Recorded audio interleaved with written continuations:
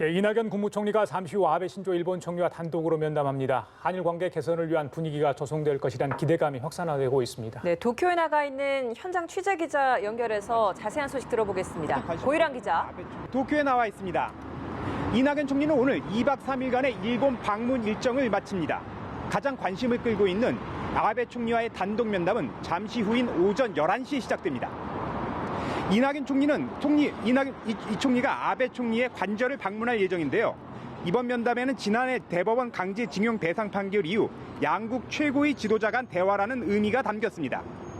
가장 관심을 끄는 것은 한일 양국이 이번 면담을 계기로 관계 개선의 계기를 마련할지 여부입니다. 이 총리는 이날 기자들과 만나 아베 총리의 면담에 대해 최대한 대화가 촉진되도록 분위기를 만드는 것이 목표라고 밝혔습니다. 아베 총리와의 면담 시간도 10분 정도에 불과하기 때문에 구체적인 합의가 나오는 자리는 아니라는 설명입니다. 다만 이 총리는 일정한 결과가 나올 수 있다고 여지를 남겼는데요. 이 총리가 언급한 일정한 결과는 한일 정상회담 성사를 의미하는 것이 아니냐는 해석도 제기되고 있습니다. 실제로 일본의 수출 규제 조치와 지소미아 종료 같은 현안은 현실적으로 톱다운 형식으로 풀어나갈 수밖에 없다는 분석이 적지 않습니다.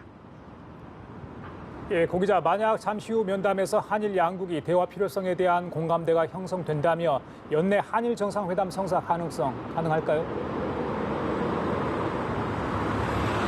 네, 연내 정상회담 시나리오도 불가능하지 않다는 분석입니다. 두 정상이 결심만 한다면 외교 일정상으로 충분히 가능하다는 지적입니다. 우선 다음 달 초로 예정된 아세안 플러스 한중일 정상회의엔 문 대통령과 아베 총리가 참석합니다. 또한 다음 달 중순 칠레에서 열리는 에이펙 정상회의에도 한일 정상이 참석할 예정이고요. 12월 하순엔 중국에서 한중일 정상회담이 예정돼 있습니다. 다만 한 달 앞으로 다가온 지소미아 종료 문제를 해결하기 위해선 에이펙 정상회의 때까지 한일 정상회담이 열려야 한다는 지적입니다. 연내 정상회담이 열리지 않을 경우는 한일 대립관계가 장기화 국면으로 고착될 가능성도 있습니다. 사실 정상회담 성사가 힘들 것이라는 비관론도 적지 않습니다. 일본은 꾸준하게 징용공 대상 판결 문제를 제기하고 있는데요.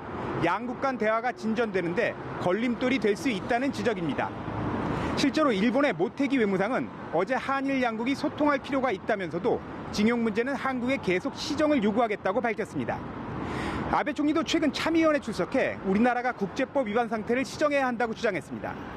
징용공 판결 문제에 대한 양국 간 입장 차이가 큰 만큼 섣불리 정상회담 성사를 점치는 것은 시기상조라는 이야기입니다. 지금까지 도쿄에서 전해드렸습니다.